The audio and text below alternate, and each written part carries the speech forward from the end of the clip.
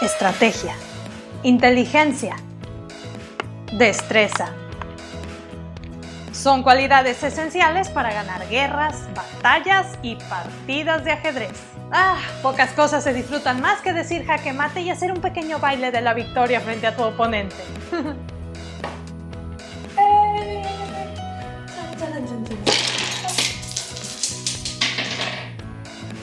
El ajedrez es un juego que ha acompañado a la humanidad desde hace cientos de años, pero de un tiempo acá ha dejado de ser exclusivo para los seres humanos, ya que los avances tecnológicos del siglo XX han hecho posible que las computadoras se unan a la fiesta. Aunque no sea tan divertido hacerles el baile de la victoria. Es muy común jugar contra una máquina en estos días, pero ¿qué tal si les dijera que en 1769 inventaron un autómata ajedrecista que venció al mismísimo Napoleón Bonaparte? Quédense conmigo y conozcamos la historia del ajedrecista turco, un engaño que tardó casi 100 años en ser descubierto. Yo soy Perla Saldívar y están en Juro que es Real. ¡Comenzamos!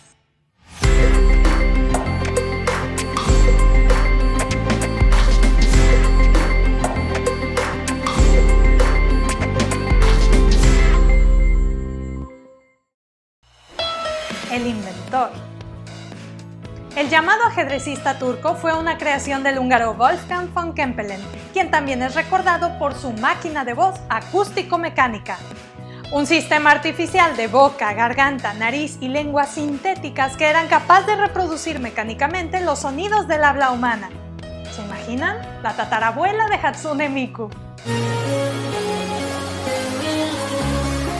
Von Kempelen fabricó muchos otros aparatos a lo largo de su vida, entre ellos turbinas de vapor, bombas de agua, máquinas de escribir, etc. No obstante, su invento más famoso e infame a la vez ha sido sin duda el ajedrecista turco, el autómata. La inusual maquinaria consistía en un gabinete lleno de engranajes, tuercas y mecanismos, del cual sobresalía un maniquí moreno de largas barbas que llevaba turbante y estaba vestido a la usanza turco-otomana.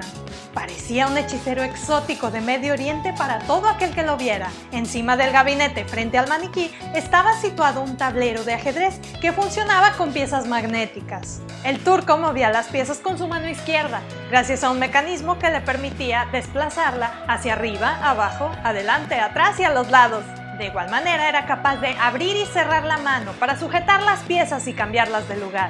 Se dice que la máquina también hacía algunas expresiones faciales al momento de jugar, por ejemplo girar los ojos o mover la cabeza de un lado a otro cada vez que un contrincante intentaba una jugada ilegal.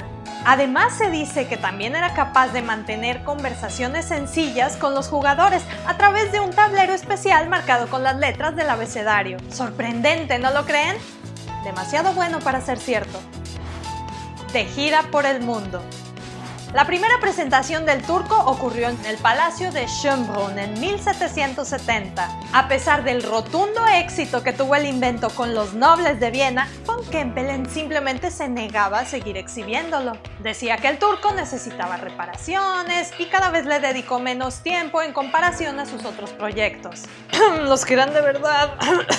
Sin embargo, la popularidad del turco había crecido con tal magnitud que el mismo José II, emperador de Asturias, digamos que le insistió amablemente a von Kempelen que lo sacara de donde lo tenía escondido con el fin de presumírselo a sus amigos más influyentes. ¿Cómo decirle que no a un emperador? Fue así como en 1783 el turco se presentó en lugares como el Palacio de Versalles, la Academia de Ciencias Francesa y el Café de la Régence, que era el lugar donde se reunían los ajedrecistas más experimentados de París.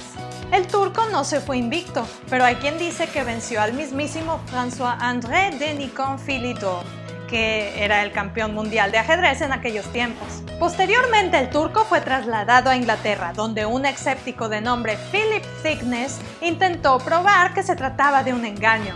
Él aseguró que dentro del gabinete se encontraba escondido un niño prodigio y era quien controlaba el maniquí desde adentro. Sin embargo, ni él ni ninguno de los que intentaron desmentir la argucia de von Kempelen contaban con pruebas fehacientes que respaldaran sus acusaciones. Esto debido a que el inventor no dejaba que nadie se acercara a su máquina para observarla con detenimiento. El mismo Edgar Allan Poe, en su ensayo The Melzel Chess Player o El jugador de ajedrez de Melzel, intenta desmitificar a la supuesta máquina ajedrecista. Link en la descripción. Ámsterdam, Dresden y Potsdam fueron otras de las ciudades en las que el turco se enfrentó a duques, reyes y emperadores, además de seguirle llenando los bolsillos a von Kempelen hasta su muerte en 1804. El segundo dueño del turco fue el músico Johann Nepomuk Melzel, quien tras aprender los secretos de su funcionamiento, continuó con las exhibiciones. Fue él quien lo llevó de regreso al Palacio de Schönbrunn, donde se dice que derrotó a Napoleón Bonaparte en 1809. Melzel fue quien le instaló al turco un sintetizador rudimentario que exclamaba Eşek cada vez que ponía en jaque a su oponente. Melzel llevó la exhibición a algunas ciudades de Estados Unidos y Cuba en la década de 1830, hasta que finalmente murió en alta mar en 1838. El invento cambió de manos algunas veces más, hasta terminar en el Museo de Charles Willson Peale, que lamentablemente fue destruido por un incendio en 1854. El fin del ajedrecista turco había llegado, pero la leyenda apenas comenzaba. El secreto. Tras la destrucción de la máquina, Silas Mitchell, hijo del último dueño del turco, publicó en la revista The Chess Monthly lo que ya muchos sospechaban: que el maniquí era controlado por una persona escondida en el interior del gabinete. El operador tenía que meterse en un compartimiento diminuto que estaba oculto detrás de toda esa maquinaria de mentiras. Un lugar no apto para claustrofóbicos. Desde ahí era posible manejar el brazo a través de un sistema de palancas y pantógrafos. Qué triste debió ser ganarle a Napoleón en el ajedrez y no poder gritarlo a los cuatro vientos. Supongo que la paga debió ser muy buena con tal de mantener el secreto. El legado. A pesar de haber sido un engaño, sin duda el ajedrecista turco echó a volar la imaginación de muchas personas que lo llegaron a ver. Incluso el mismo Charles Babbage, el llamado padre de la computación, jugó un par de veces contra el turco. Siendo un hombre de ciencia, desde el primer momento sospechó que se trataba de un fraude. Sin embargo, la idea de una máquina inteligente fue algo que persistió en su mente y más tarde se vería reflejado en sus inventos. Años después, Babbage, en conjunto con Ada Lovelace, la madre de la programación, diseñarían una máquina analítica, que es nada menos que la precursora de las computadoras que utilizamos hoy en día. Son historias como esta las que me hacen pensar, toda esa ficción que conocemos ahora, ¿a dónde nos llevará el día de mañana? Muchas gracias por acompañarnos, por sus likes y por compartir. No olviden suscribirse a este canal y tocar la campanita para que no se pierda ninguna de estas historias reales tan sorprendentes que van más allá de la ficción. Yo soy Perla Saldívar y esto fue Juro que es real. ¡Hasta la próxima!